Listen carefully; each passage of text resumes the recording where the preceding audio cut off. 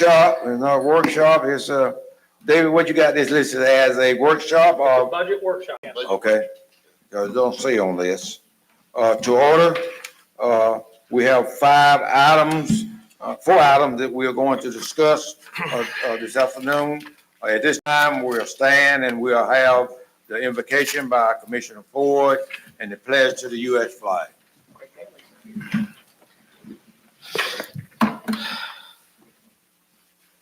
Lord, we just ask that you have your hand of wisdom on us today as we go through this workshop and our regular meeting later on.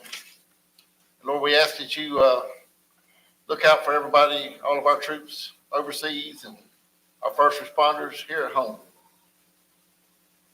And Lord,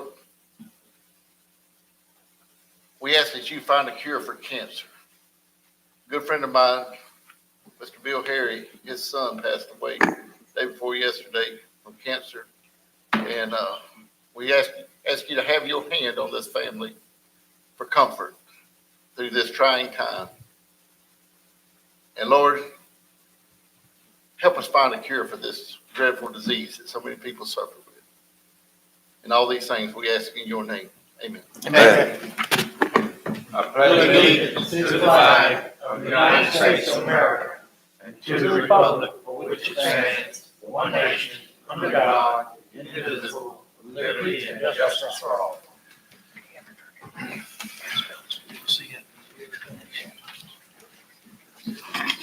Let the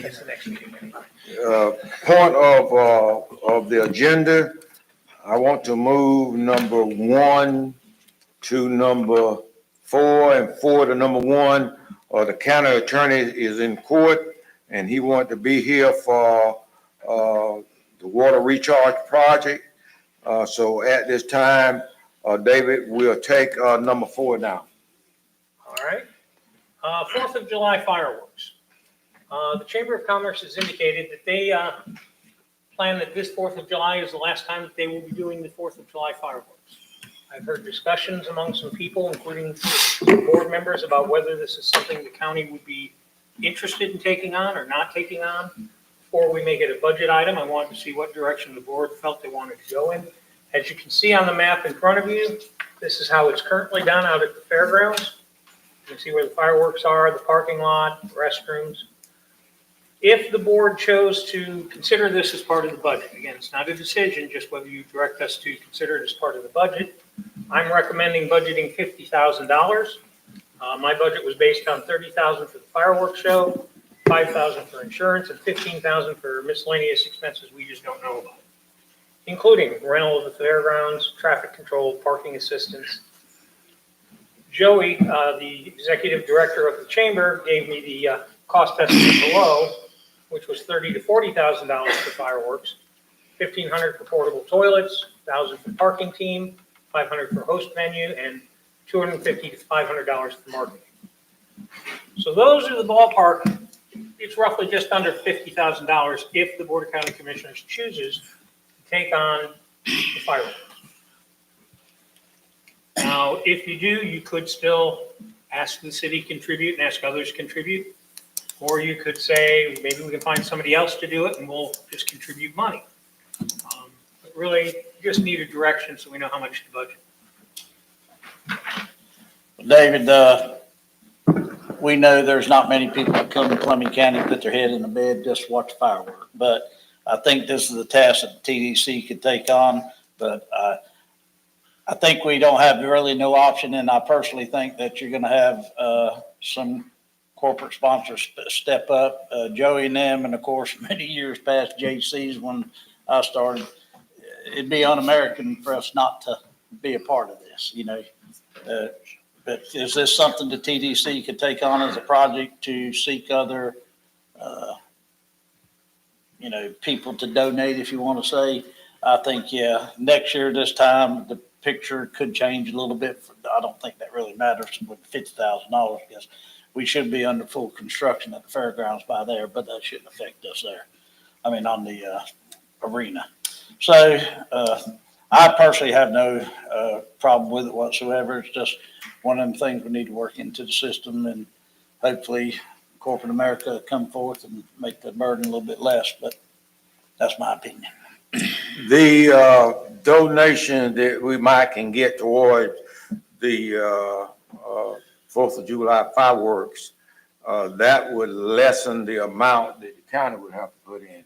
If we budget $50,000, why, and hopefully they will, but wouldn't that just say, well, county is taking care of it, why are we going to participate when it's already funded?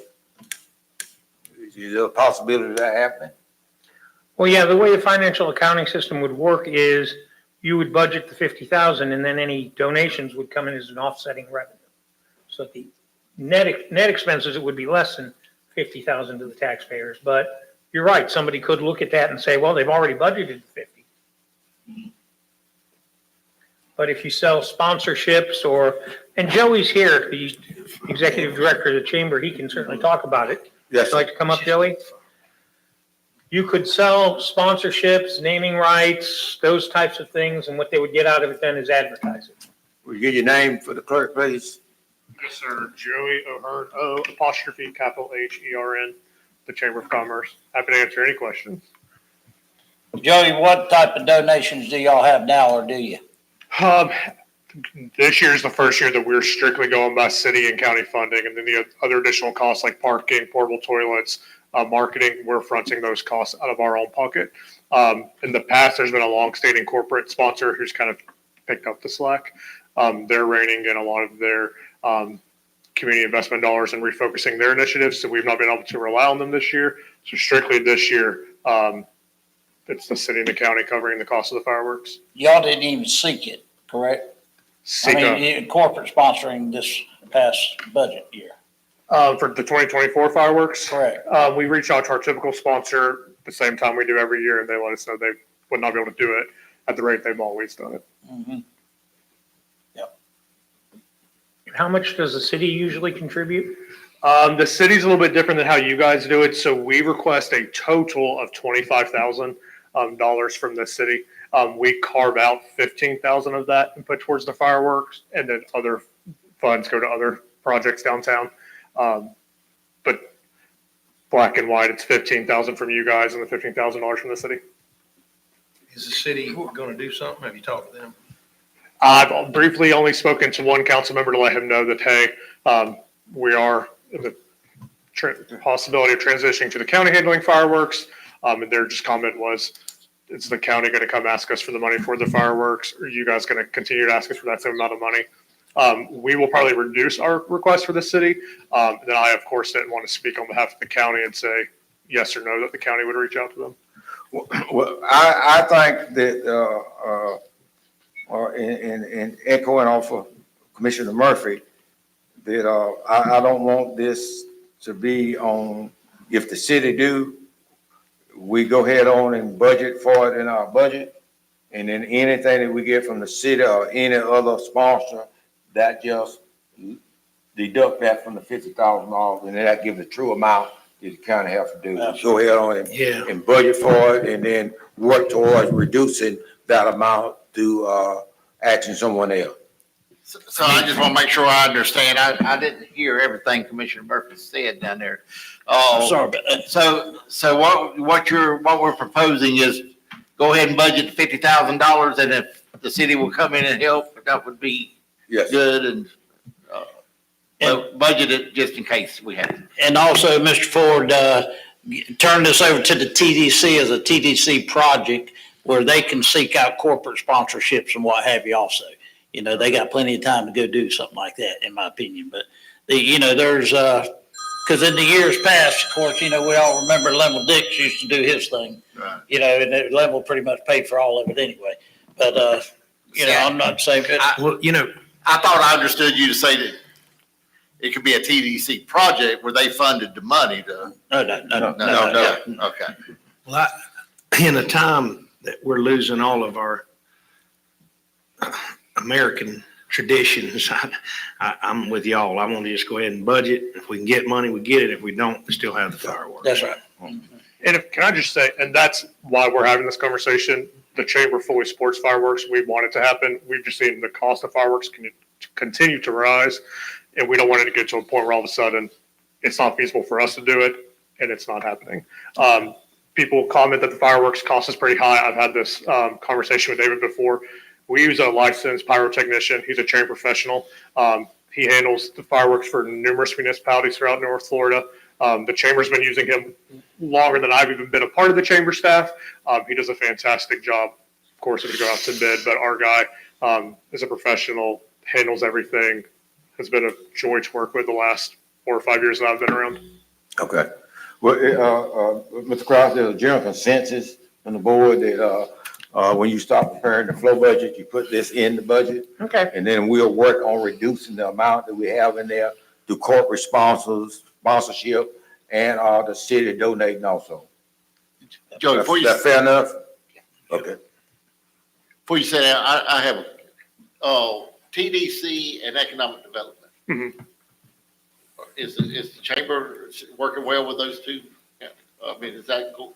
For Seems to be improving the working relationship between the two. Absolutely. At least in my tenure, it's come a long way, the working relationship, just to be very transparent. We rely heavily on the TDC to provide marketing dollars for the Gateway City Craft Beer and Wine Festival. In fact, we put in our request today. Then, of course, we have a working relationship with economic development to handle various economic development projects, which is how, like you saw, Rural County Days, Economic Development Week, and a few other things that'll happen later throughout the year. But yes, absolutely. Good deal. Thank you.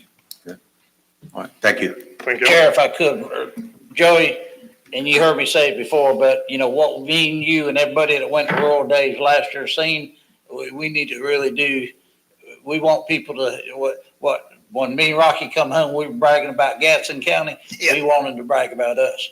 So we got to come up with a nettle sausage concoction that, them old gals had that rice and sausage. Remember that, Rocky? That will have to be on the county commissioners to do. I can't cook if my life depended on it. So we don't want me doing anything representing Columbia County. We have talked about nettle sausage because you do have the opportunity to bring out a food truck. You know, Nettles has that great portable van. But of course, with the Rural County Days, we want everybody to talk about the same kind of thing, Bradford County. Everybody talks about Bradford strawberry shortcake. Yeah. Gadsden County, We just want you to be a part of it. Yeah. exactly, for sure. Yeah, if you wasn't there to see what was going on, you just have to know what was going on, what we all see anyway. But yes, we want to make sure our county looks Smallest poorest county. on top in the too. state. Smallest For sure. poorest county in the state, that's the biggest thing.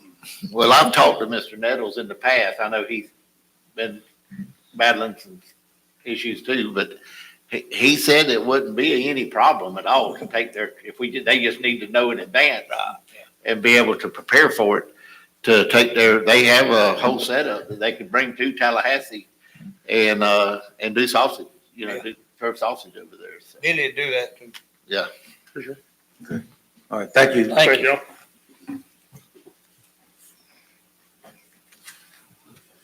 All right, we'll, go down to item number 2, Mr. Kraus. Oh, the municipal tax, we need to do that one at 4 when Heather Encinosa gets here. She's not here yet?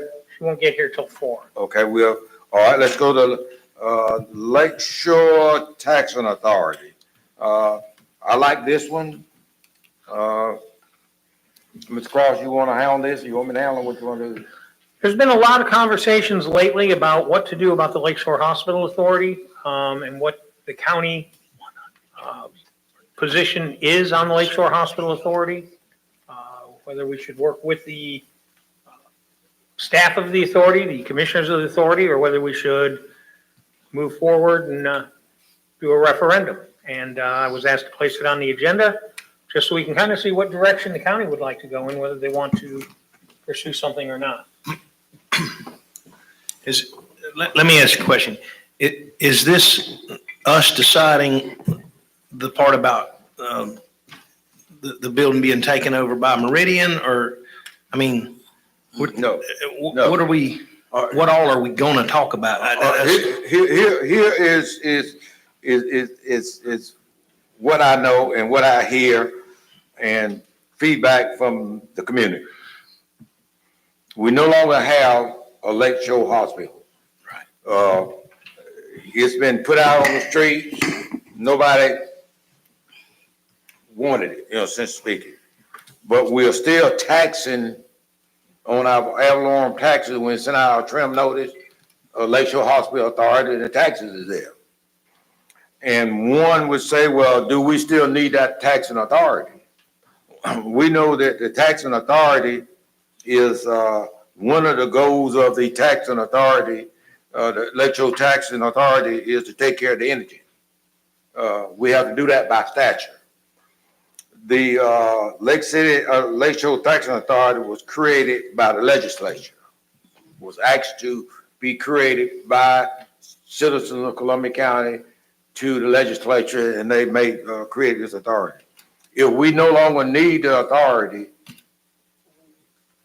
can we put it on a referendum to see, let the voters decide whether they want to keep the authority or abolish it?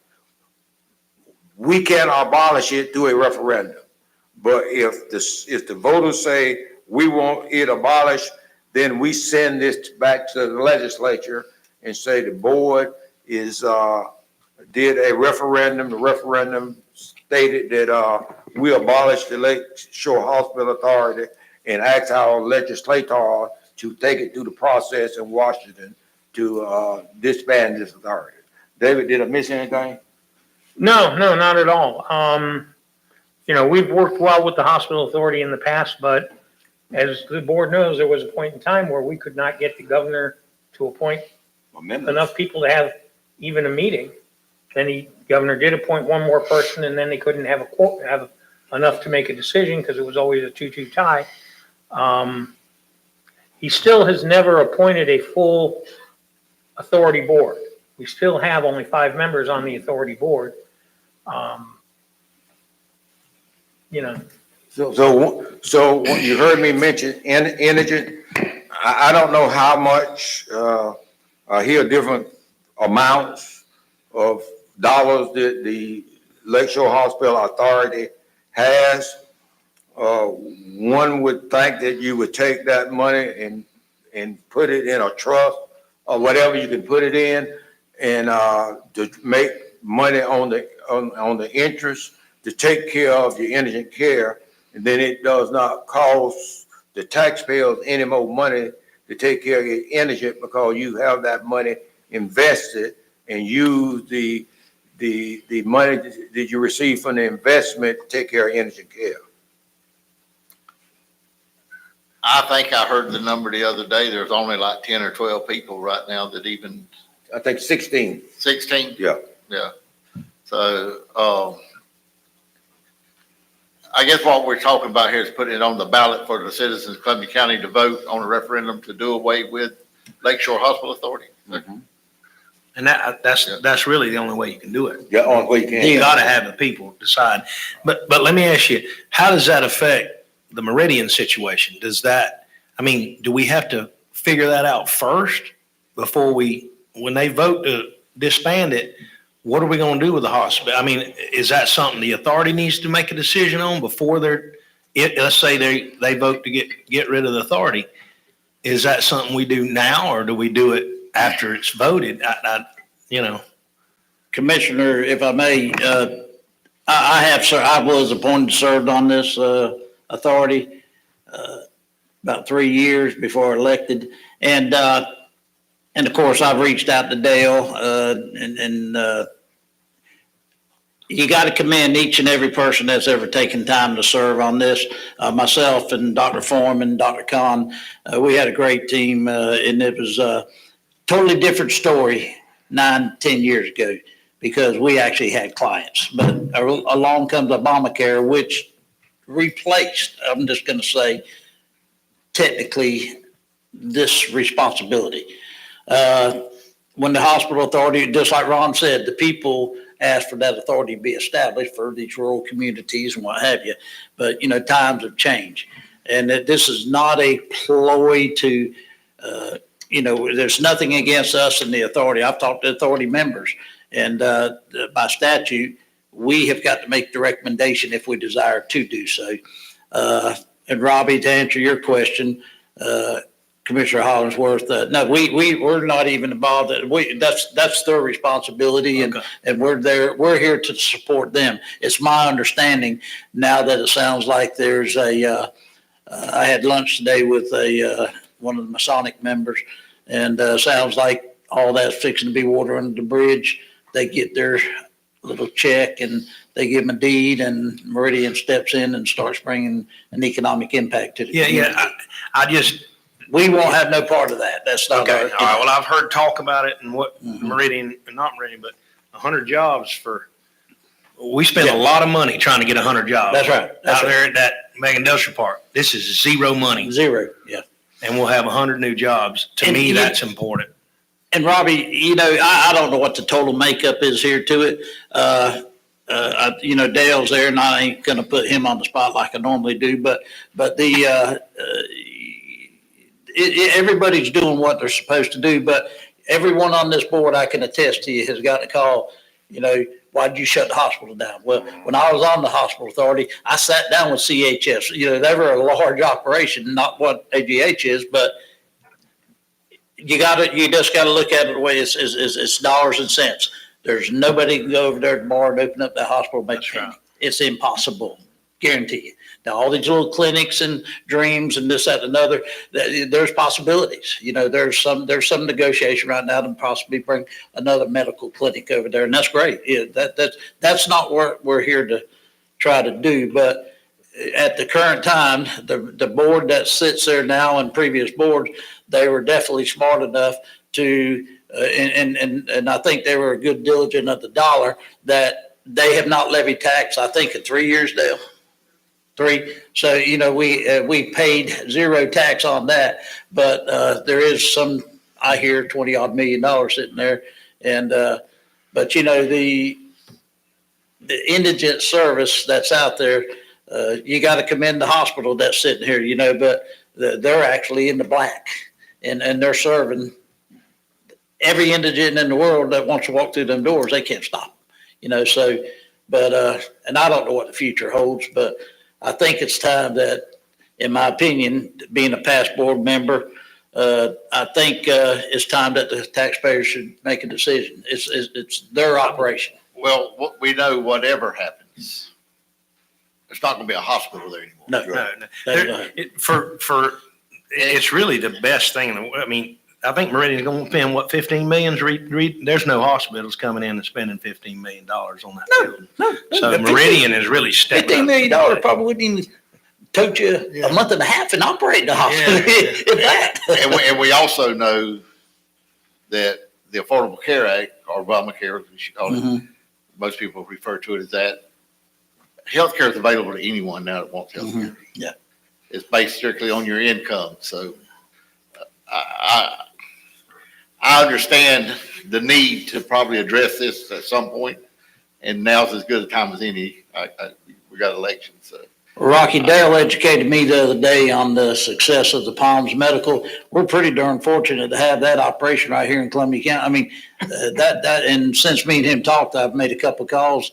That's a class act they got going out there. They really, but as Dale explained it to they're they've got a lot more availability to different grants, funding sources, what have you, than a quote hospital authority or Tim and Ron's clinic or something like that. But they're doing a heck of a job out there. They really are. So, and we've spoken to Tommy. She's got plenty of time. Is there a deadline for that or? Well, the way my understanding is, if this board were to decide, we even have time to sit down. I think it would be kind of neat. I was hoping maybe some of the more board members would show up, but August 1st is the deadline, to my understanding, to have a referendum presented to Tommy Brown, translated also in Spanish, correct? Yeah. So, but it seems as though that, to me, David was telling me yesterday, 7 days. I would love to sit down, us collectively with that board and get their input too, but because like I said, I don't know what the structure and the makeup would be, but I'm pretty sure that just the people I talked to, if you went out there and simply explain it to them, you're going to do away with a taxing authority, or you're going to do what, we're serving 10 people. one of the members was quoted in the paper the other day, I'm not coming back for, I believe, saying, I don't want to come back a couple months later for a budget amendment, and I think they're spending somewhere in between $50,000 and maybe $80,000 a month over there just to do what they're doing now, which is keep the air conditioner. And thank God they did, because if the day you just turn them off, that building would have been out there in the dump filling our hole, but they were diligent enough to keep it maintained to a minimal, where somebody like Meridian can go in there and preserve it, I got one comment card. Go ahead, David. So to be clear for the public, the hospital authority was created by the legislature, and only the legislature can get rid of the hospital authority board.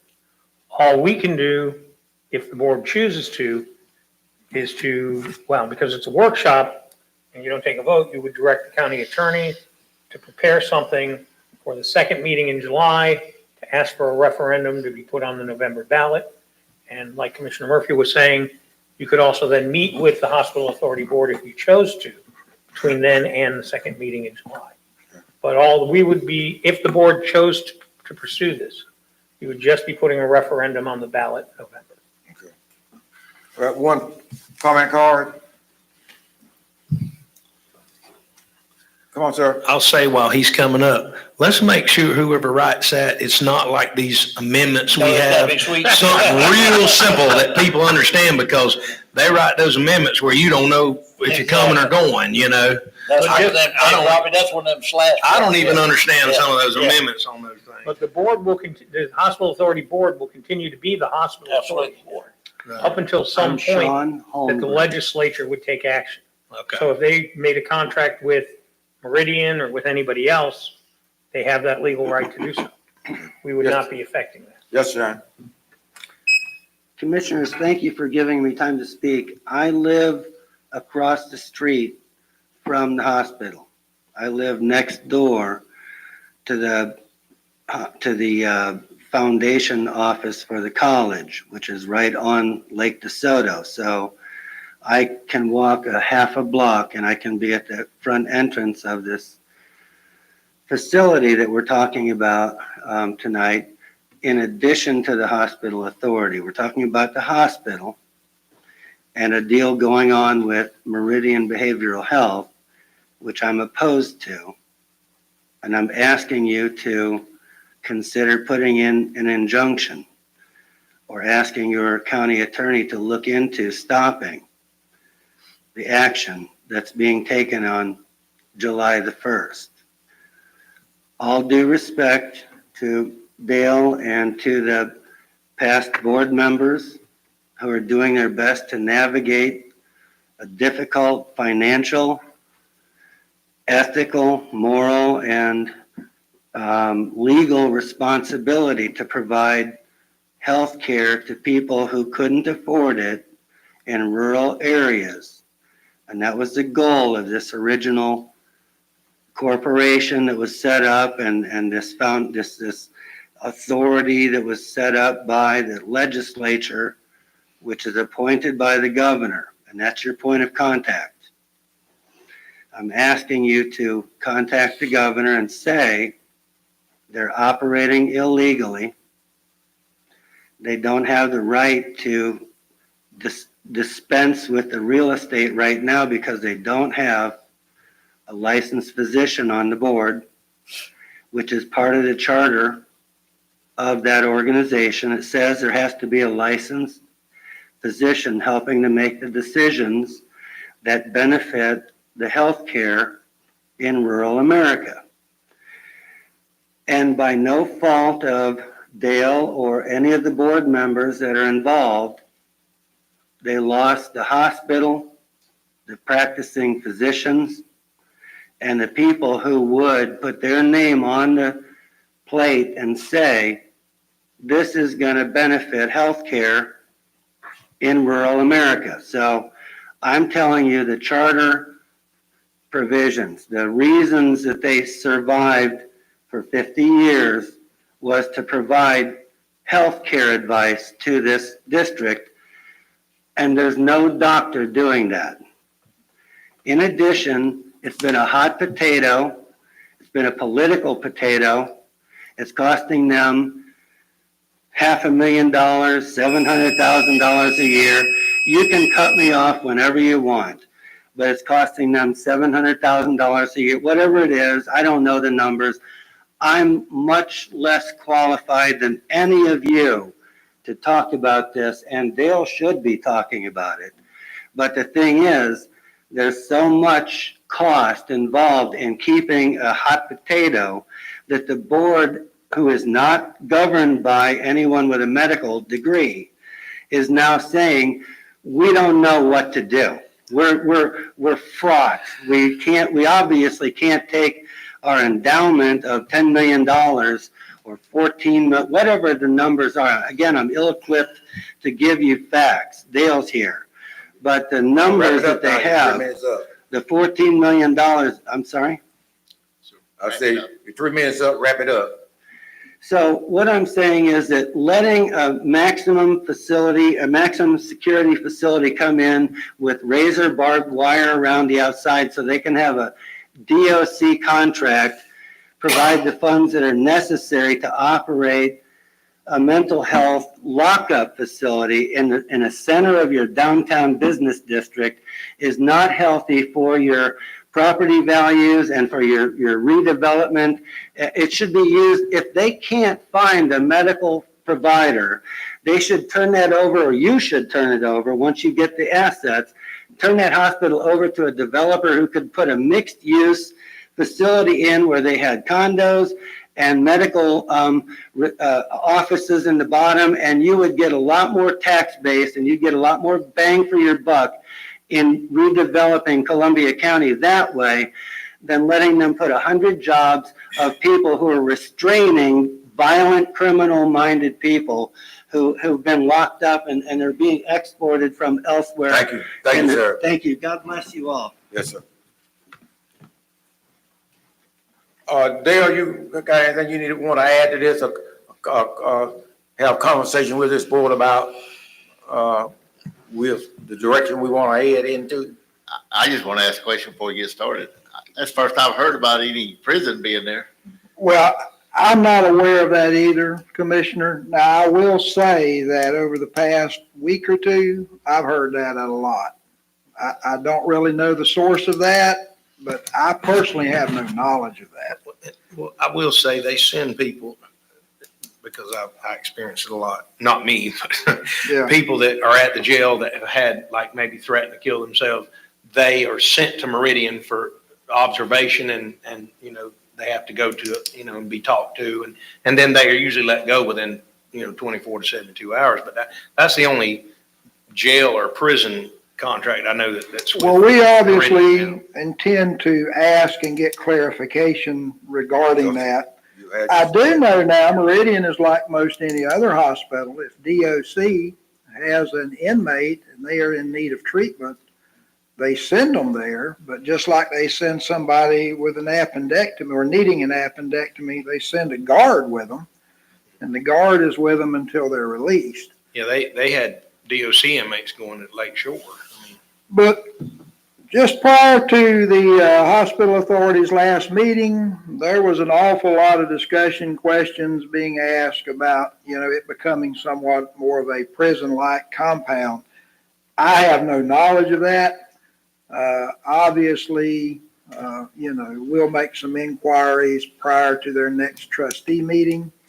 But what I would like to say is, number one, I appreciate the county commission addressing this in a business-like manner, in a very non-adversarial manner. Look, the trustees of the Lakeshore Hospital Authority do not live in a vacuum. They hear the very same things that you hear. This is not going to be news to them, and I think you can understand that. I do appreciate the fact that you're willing to meet with them. I think that would be a very good gesture. If for no other reason than talk about coordination.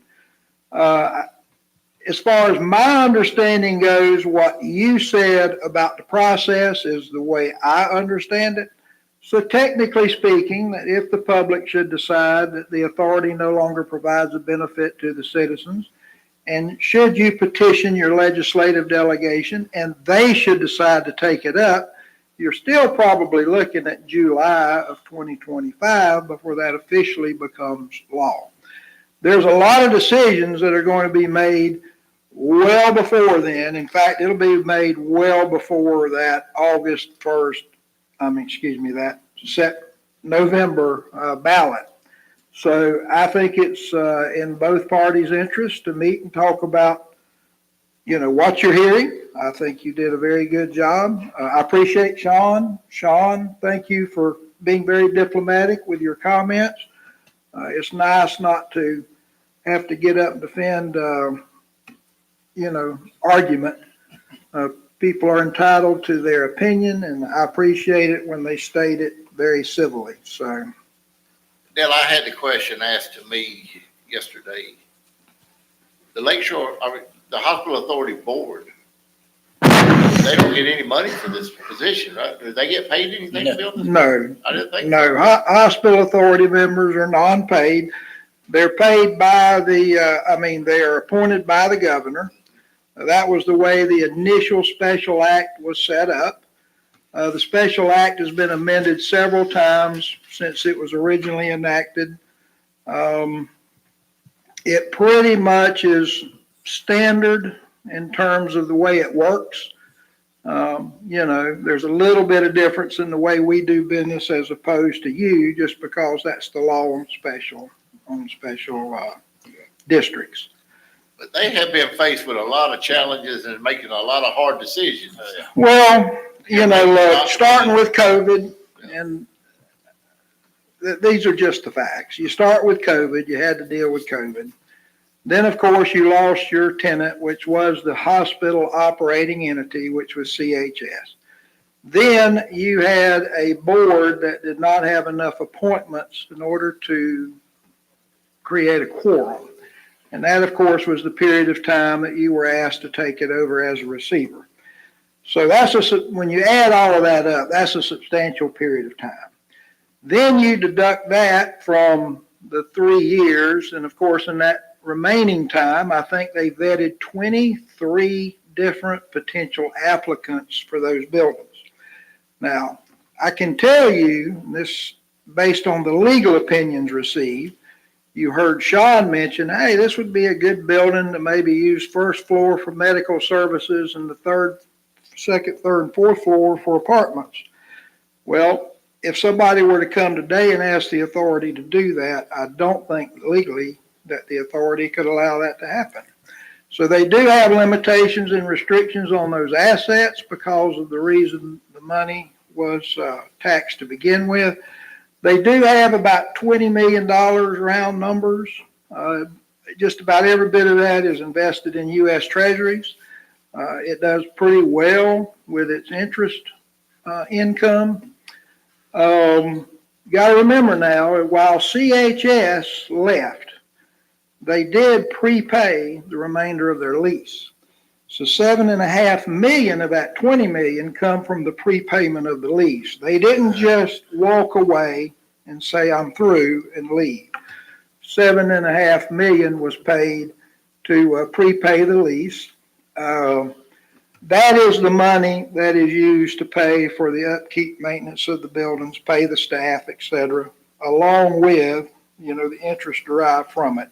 And for the most part now, because people with a lot of money like Tim Murphy, they know that T-bills are doing pretty good. Treasuries do pretty good. So there's been a significant amount of revenue. And Dale, if I may, I don't even remember what the programs were, but, right there towards the end of my tenure there, there was a program over in Tallahassee. We would send them X amount of dollars. They would double it coming back. And there was a lot of that 20 million that was partial of that. There was, that was all part of the federal money that came down, and they did have a provision where if you met certain conditions, I call it a Medicare kicker is what I always called it, but. Cause I know we got Lakeshore Hospital Authority got the last $1.3 million in the bucket. Jack was tooting his horn pretty good, which, they did a good job over there. They really did. Yeah, I mean, in the course of a year, and 1 year there, it was the difference in them probably getting like $1.25 million and 8 million. Yeah. It was Yeah. significant. David, get your calendar out. We got a short time frame here between, meeting, with the Lake Shore Hospital Authority Board, and getting this passed by the Board of County Commissioners in time to get it on the ballot. So you got a calendar, we can look at it, calling for a joint meeting with, the Hospital Authority Board. Dale, when's y'all's next scheduled meeting? It would be the second Monday of July at 5:15. July. And our third meeting would be on what day in July? July 18th, which means we'd have to have it on the agenda by the 12th. In the meeting with Harder, do that give us enough time for the advertisement of the meeting, place it on the agenda for the regular board meeting for approval or discussion for approval? Yeah, I mean, if we had whatever we wanted for the regular board meeting prepared by the 12th, that would be fine. If you wanted to have a meeting, you could call it with 7 days. You've got 2 weeks. And of course, you have to check with their, We could always schedule a meeting just for that, Yeah. Mhm. if we had to. Okay. And wherever's necessary to have it, yeah. Well, get with Dale and you all come up with that meeting, time and where, and, I'm We would okay have- with meeting the hospital authority board before their regular meeting or during their regular meeting on that Monday night. If it's It's prior good to with me. the- I mean, that way they're already there, Yeah. You don't have to upset their schedule. so that day you have a meeting that morning of the utility authority. So you could do it after the utility authority and before the hospital authority. Y'all meet at what, 5:30, 5:15. 5:15? But if I may, Commissioner, I'm not sure about the location of that July meeting. And the reason is what Sean addressed. I mean, there's a number of people calling about the razor ribbon, a lot of these kind of things. So if they do expect an above average attendance, I mean, that's a very small meeting room there. The chair will probably opt to want to move it. Because he doesn't want people to be outside the room trying to listen in, that kind of thing. But they're sort of trying to gauge, but a lot of comment about what you heard Sean say. David, would you want to see if this building here is available for that meeting? We could check this room here. We could check, Well, typically, this is the room that they choose to go to if they feel they need additional space. They have in the past. But that call has not been made yet, and that's not a call that I will make. All we can do is relay the information to the Chairman. chair and let the chair decide. But, yeah, and I understand there might be a bunch of people there because of this new thing about Meridian. But, that's not what we're gonna be, we're gonna be talking about is that gonna be part of the subject matter too in that meeting? Or is Well, it? no, but we were talking about a meeting in which both subjects would be discussed. Oh, okay. All And right. so when you mix the two together, That's why you're gonna have so many. you're going to have even more than was anticipated, was the point I was trying to make. Well, maybe we don't want to mix the two together. That's what I'm thinking. Yeah. Why don't we have an agenda that's just about, putting it before the legislature and then, Then let that's, them deal with the other part. Yeah. but people may still show up thinking, Well, I can certainly speak to my chair, which I think all of you know, Stephen Douglas. And, just relay to Stephen what you have relayed to me. And I think Stephen would probably be more than willing to ask his trustees to meet with you here if that's what you would like to do. So Ron, why don't you and Stephen and David and Dale get together and set a date and a time for a meeting? That way both chairs can call the meetings and let's do that first thing next week. Okay. Yeah, and David, just like you, the authority has specific requirements for notification for those types of meetings when it's going to be away from the regular meeting place. So just bear in mind, we've got to keep those time elements. Good.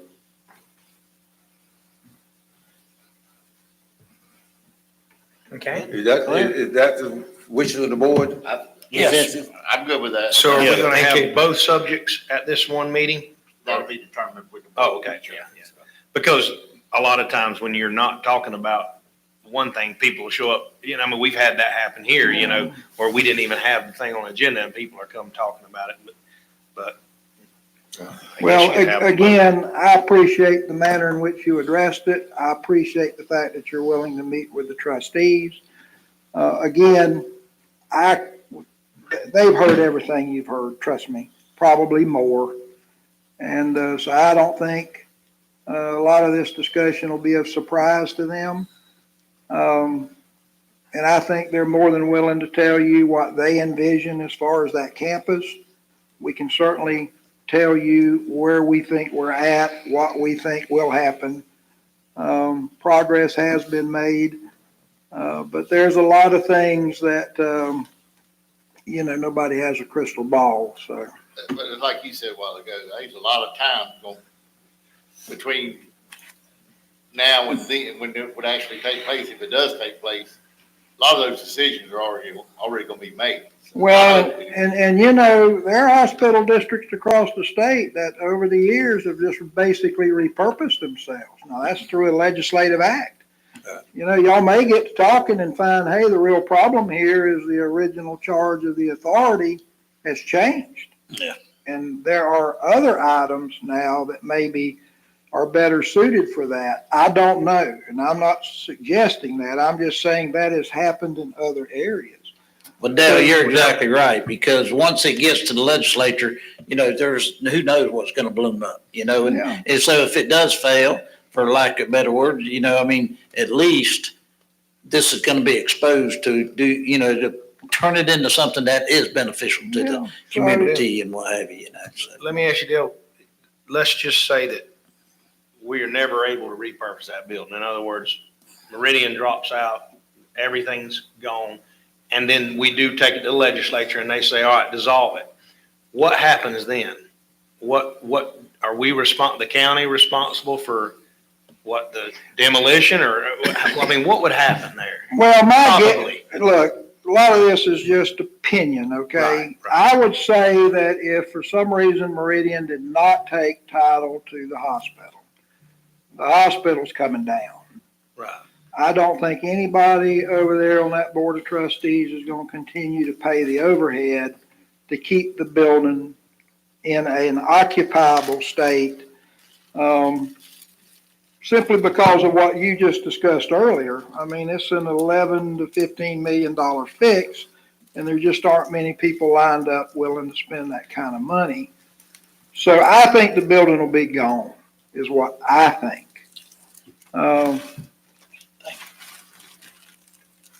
Otherwise, just like Commissioner Murphy said, you shut all of the systems off and walk away from it. In no time at all, the building is going to be rendered hazardous, useless, because it'll just, air quality, mildew, et cetera, will just take over. Well, we appreciate you, Dale, and, Thank I don't y'all. want you to be up there too long, you'd be putting in for comp time. Yeah. Beg pardon? You can answer from there.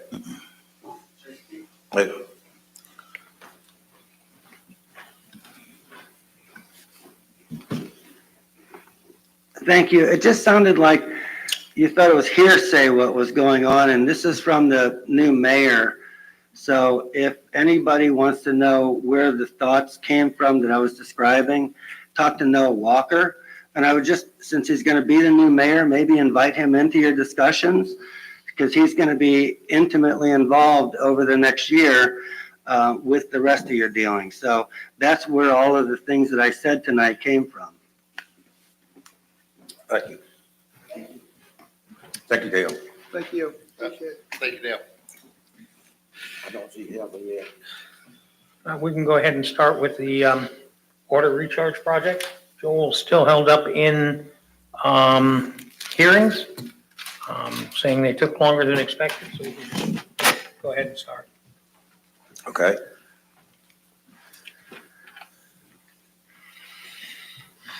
Can you reset the slides?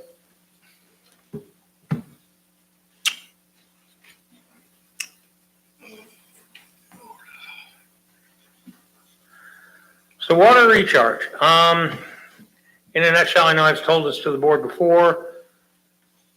If we want to be able to pull more water out of the ground, we have to put more water into the ground.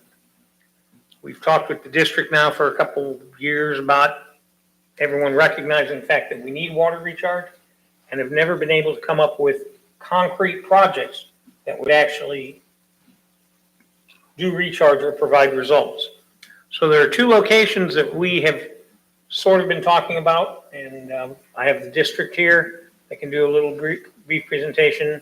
I have Greg Bailey here who can talk about it as well.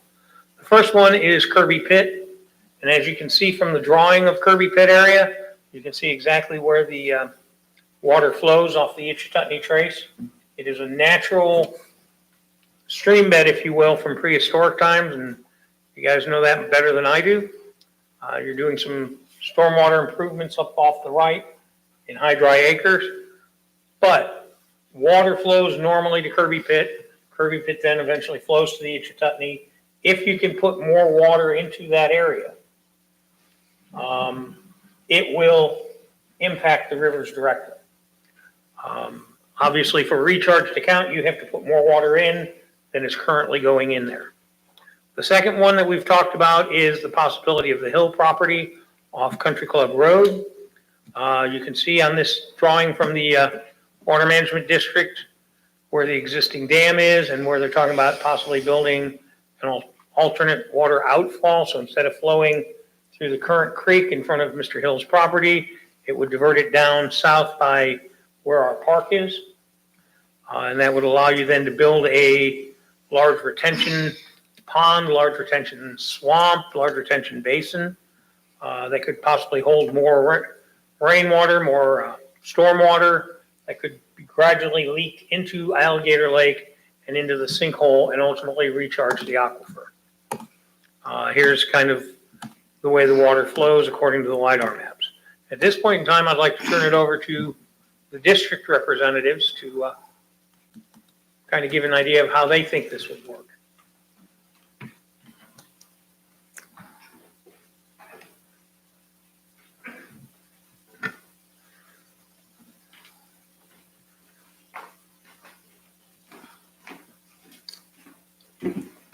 Mr. Chairman, board members, good afternoon. Warren Zwanka, Z-W-A-N-K-A, a geologist with Swanee River Water Management District. Mr. Kraus was spot on. The Kirby Pit has been identified. It's an excellent site for the recharge benefit that it provides. It is a unreclaimed mine with about 90 acres of exposed Florida aquifer right there for everybody to see. Just by my estimations, just covering up and filling in the water body out there would stop about 250,000 gallons a day of evaporative losses from that area. But once it's filled in or in its current state, it does make an excellent site for additional water to be routed. Of course, whenever you do that, you have to be mindful of the impacts it would have in the area. If you were, you got to control that water. You got to make sure the aquifer is actually taking it. The good news about Lake City and its position here is that geologically speaking, it's got more, in my opinion, more opportunities for recharge projects than most public utilities that we deal with. The second being the Hill property and its potential for a rapid infiltration basin or a leaky wetland as Alachua County has put together for projects. And that too would also, the wetland component could provide a little bit of nutrient reduction benefit as well. So I'm happy to take any questions on the proposals. I'm on No. that. Not any question for you, but, boy, I wish Joel was here. Joel shared with every, you can have a seat, if we need you, I'll call you, Sure. you don't have to stand there. When I'm chair, just like on Tuesday, I guess it was Tuesday, always have a meet with Mr. Krause, Mr. Kirby, and Joel, and we go over the agenda and go over things that pending for the county for about an hour and a half, 2 hours twice a month. And Joel was sharing with us about something legal work that Jeffrey had attained that does not shut off the litigation that Mr. Hill has with Swanee River Water Management. And Joe was saying because of that, what the court awarded him to do, if we took ownership of that property, we would be part of the law case, which we didn't want to get into. We thought this was a done deal between Mr. Hill and the Swanee River Water Management, but we are not with this new court ruling that he obtained. So that throws a red flag up right now. And I think Mr. Hill made reference to that for about the 30 seconds that he spoke at our last board meeting about the county would also be named into the litigation now. So we looking at something that we really want to do. And now this have not been resolved. So, you know, I need my county attorney to tell us what we should and should not be doing. Am I right, Joel? I mean, Mr. Powell? Yes, several years ago, we reached a agreement with the Water Management District, and they provided a deed to the property, which we never accepted. And the thought was back then, once the litigation resolved itself, then we could take the deeds, and Swanee River was going to give us some money and then do a project there.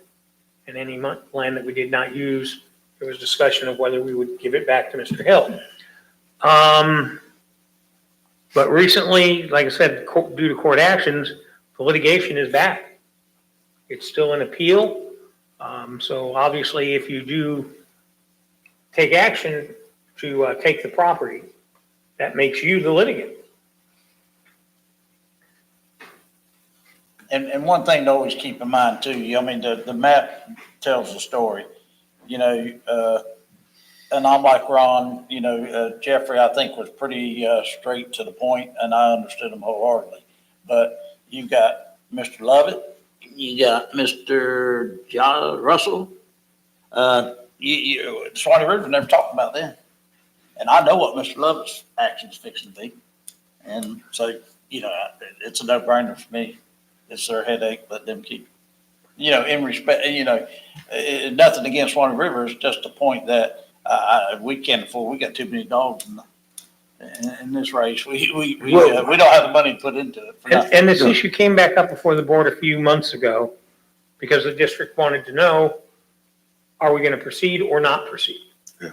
And the thought was, well, if we proceed, recharge would be a good use for the project rather than building a big dam. But, Mr. Murphy, what we were talking about doing for the recharge does not involve those property owners. The recharge area was gonna be built down here on this side of the dam, and it come down and run up under the road in the lake, into the Alligator Lake. To the other creek, right? Yeah. Mhm. Yeah, it's not gonna involve those property owners. David, Yes, sir. But it's in the middle of the pond. the 5-year plan that I remember talking about last time, I tried to find that, I couldn't find it. But we talked about this 5-year plan a couple of years ago over on this board. I mean, we're still under that 5-year plan, if I'm not mistaken, is that?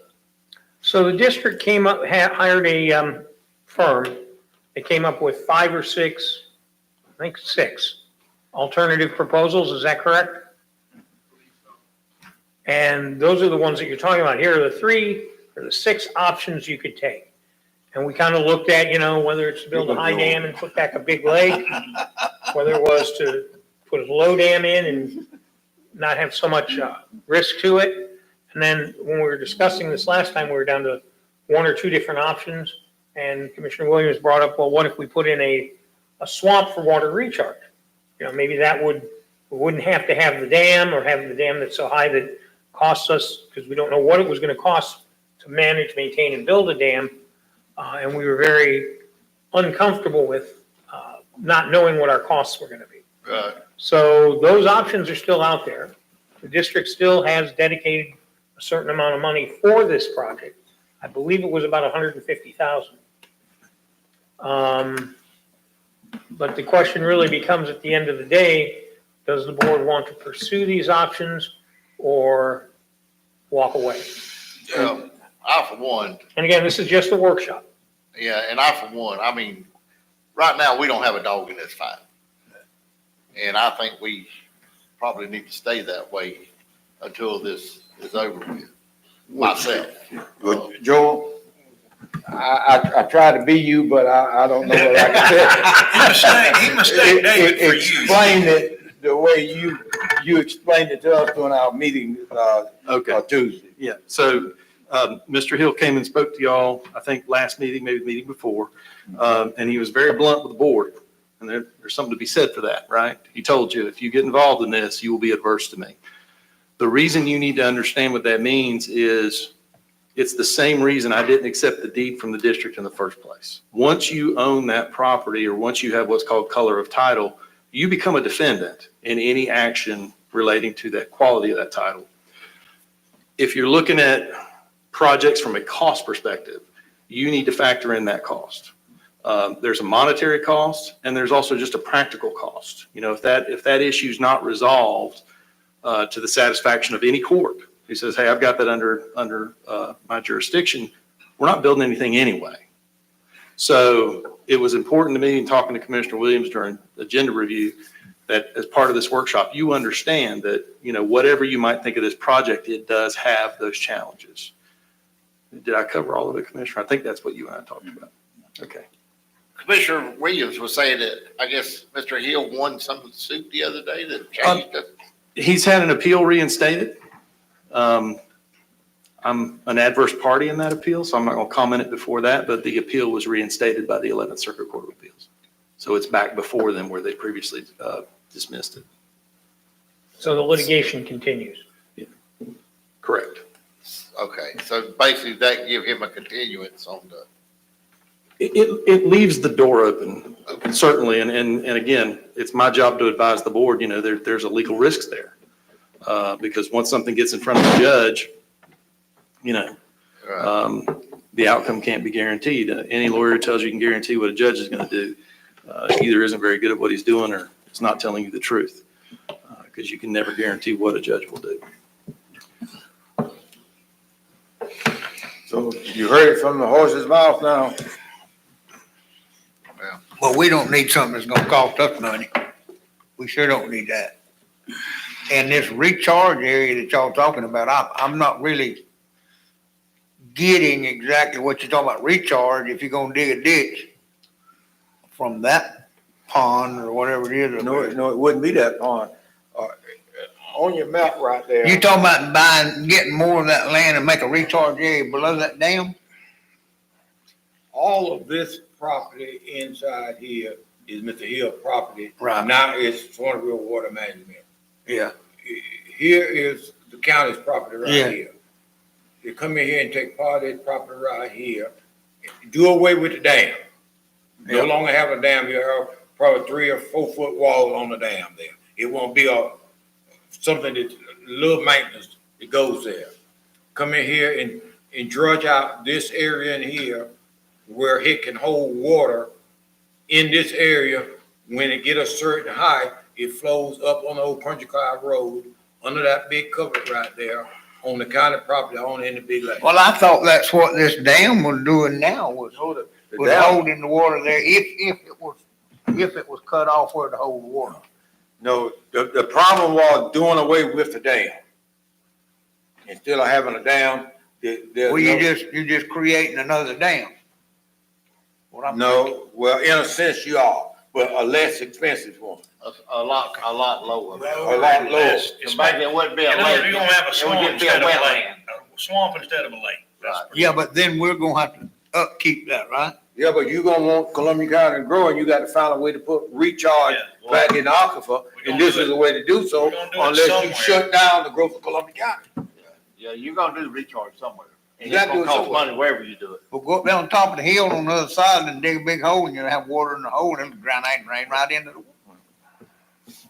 I don't know. But I don't think we need nothing that's gonna cost us money or get us in cahoots with no lawyer.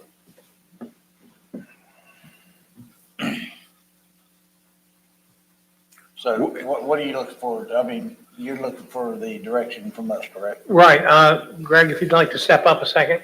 We talked with Greg about what it would take to determine if that site was suitable to do a recharge project. And he came up with some numbers on what it would take. And before we committed the resources, we just wanted the board to be aware of that. Good afternoon.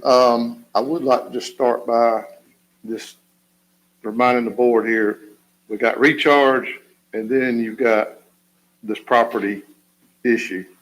Don't merge the two together. We still got to deal with recharge. Right. All right, that's something we've got to do to continue to grow. You're all on the board. We've gone through and gotten the water use permit out at the industrial park, how long that took. That took a lot of effort. It took a lot of work.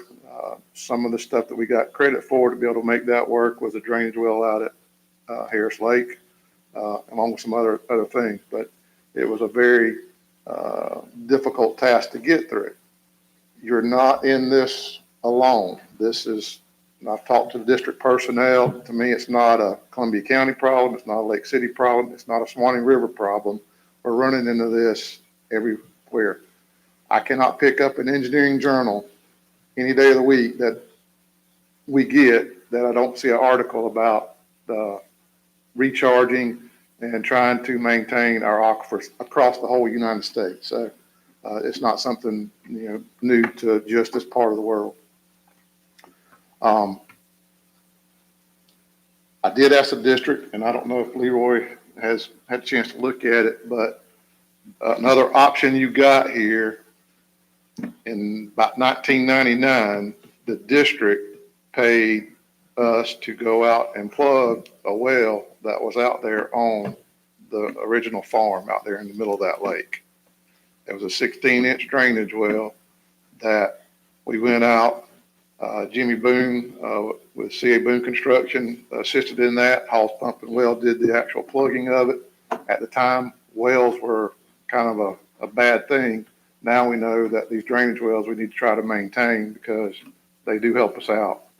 So I think there's an option there to probably recover that well and be able to utilize a new well of similar proportions to help you out there in that area. I did look at, as David said, and I think we need to do get some geotechnical investigation out there as far as some soil borings and to see what the parameters would be for being able to utilize those areas as was discussed. That is an idea. I understand that the district is interested in funding some of that as far as a recharge area, but again, separate that out from the property. That's what you'd be looking at. Personally, I think Kirby Pitts is probably one of the better places to be looking at. I think there's a lot of upside to that area, especially given that right now we're limited with our stormwater requirements, and especially when you get up in the core Lake City area. We're on top of the escarpment there. Our soils in Lake City are dense. They have poor percolation rates, but once we get off of that and we get down in that area, once we get toward I-75 and State Road 47, that whole thing changes, and we have a lot of percolation available to us in those areas. So I think there's a lot of things that could be done to adjust some of that and take advantage of that, and the county could run that and give credit to people here in town, and then you just create a stormwater utility to kind of work through all that. So, So what you're saying, if we capture the water from the city, get it downstream to the Columbia City area through there, and then try to get it into the ground. Get it to the ground, Lake yeah. in that area. south of town. So I'm kind of confused here about this Kirby Pit thing. Is the Swanee River gonna let us go down there and build a drainage ditch to that pit and let the water run in it? It would take some work. It's gonna take some effort. It's not just there's no silver I bullet here. understand that, but you know, We're gonna have to we would have to show that we would be protecting all the property down through there. We're not gonna harm anybody, but you can do that through your hydrologic and hydrology studies to show how you can make that happen.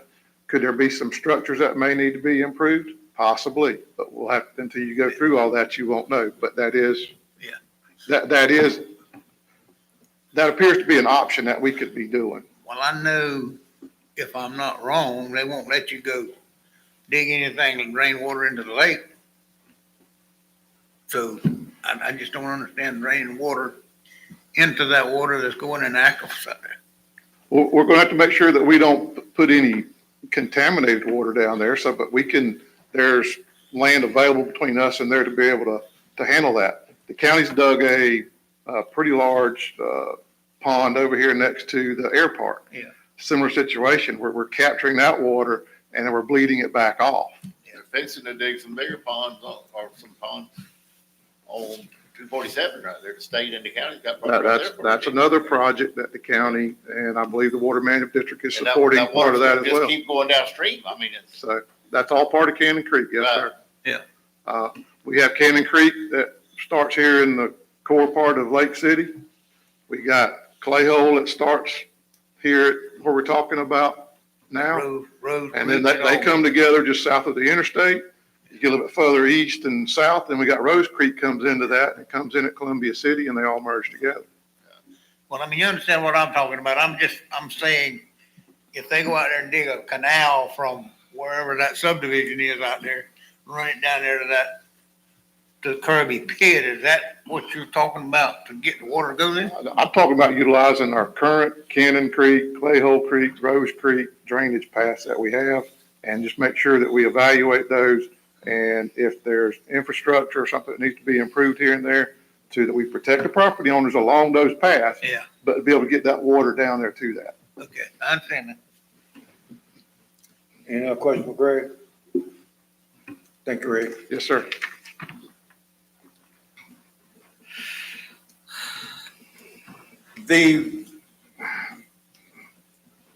Going back to the Hill property,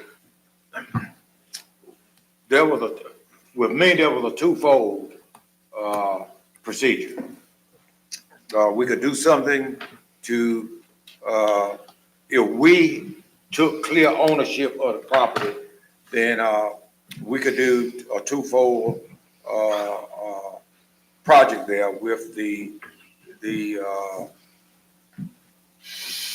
doing away with the dam as it is today, putting in a 2 to 3 foot mound around it, creating a swampland, would be, what would that be, south of it? Southwest of it. And, as it fills up, it runs under Country Club Road and on into Alligator Lake. And the other option that I liked was if we want to, we give Mr. Hill the remainder of his property back. But if it's tied up in litigation and at the advice of the attorney, we need to wait until that is all clear before the county take deed to that property. Joel, is that, I'm on track, right? That would be my recommendation, just because of the uncertainty. However, I mean, if the board wants to proceed, you would just proceed with that, the knowledge of that risk. And I hear the board saying, that we don't want to get our dog in the legal aspects of this piece of property. Am I right, board? 100%. I'm wide open to exploring any pre-charge option that we got, because we know it's coming. Right. But until this is settled, and, we just can't do it. And I think people sometimes don't realize getting ahead of this recharge thing before we need it Right. is a big deal. Yep. Because it can stop development in our Yeah. county. Quick. Dead. That's right. All right, well, that's the general consensus, Yeah, this is a workshop, so we can't vote anyway. okay. Okay, So the last item is a couple of commissioners had talked to me about what's called municipal services taxing units. Heather is here from Neighbors Gibbon and Nickerson. I'm going to give her the clicker. And she is the expert on this and can answer any questions that you have. Thank you. I also have, if you guys wanna, you got it in front of you, I brought handouts, just in case technology failed me. As David said, my name is Heather Encinosa. I'm an attorney with the law firm of Neighbors Gibbon and Nickerson up in Tallahassee. So apologize if I was a little bit late. I had to drive over from a meeting over there, another board meeting, and you can never predict how long board meetings will go. David has asked me to come and talk with you a little bit about MSTUs, or municipal service taxing units. I've got a presentation. I promise you that the legalese portions of it, I'll go over quickly. And then if you guys have questions at the end, or if you have questions as I go, feel free to interrupt me at any time. I'll make sure I can do this. Oh, there we go. In order to explain really the purpose and the function of an MSTU, it's helpful for me to explain a bit of the context surrounding county taxation in general, under our current constitutional structure. Under our old constitution, the 1885 Florida Constitution, counties and cities with certain restrictions could be authorized by special law to levy a tax. So you could get the Florida legislature to pass a special act that says Columbia County, you can levy tax X, Y, and Z on the following. However, under the 1968 Florida Constitution, which is our current constitutional structure, all taxes other than ad valorem are preempted to the state. So the 1968 Florida Constitution expressly authorizes counties and cities to levy ad valorem, but preserved the statewide legislative discretion as to the levy of any other tax by constitutionally requiring general law authorization. So you can no longer go and get a special act that is specific just to Columbia County. It would have to be general law that would be applicable to either all counties statewide, or to a subset of counties based upon a specific categorization that's been approved. In case there are members of the public here who are not clear on the terminology I'm using, when I say ad valorem, that's a tax imposed upon property according to its value. So ad valorem and property I kind of use interchangeably. Constitutional millage limits. The relevant provisions of the 1968 Florida Constitution that govern your ability to impose local property taxes, or ad valorem taxes, are initially found in Article 7, Section 9A. This section implements the local ad valorem taxation of real and tangible personal property, and provides that counties, school districts, and cities shall, and special districts may, be authorized by law to levy ad valorem taxes for their respective purposes, except ad valorem taxes on intangible personal property and taxes prohibited by the Constitution. So this next slide you guys are all familiar with, Article 7, Section 9B then, the very next section, goes on to place constitutional millage limits on your levy of constitutional taxing capacity. So you're familiar with this. It's the traditional, you have 10 mills for municipal purposes, 10 mills for county purposes. To the extent authorized by law, a county furnishing municipal services may levy additional taxes within the limits fixed for municipal purposes.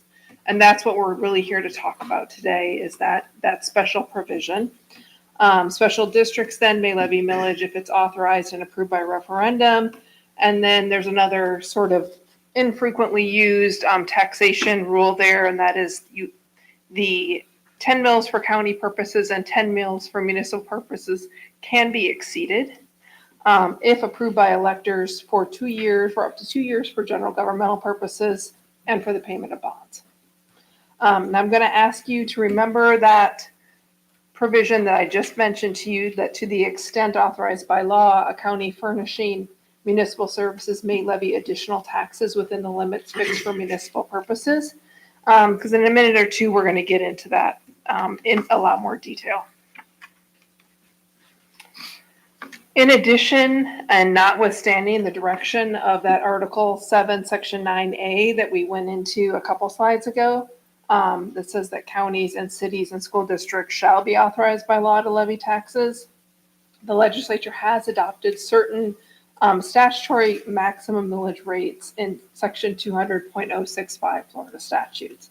This is only relevant to the discussion here because if you do in the future decide to create an MSTU and impose millage, some of these may eventually come into play.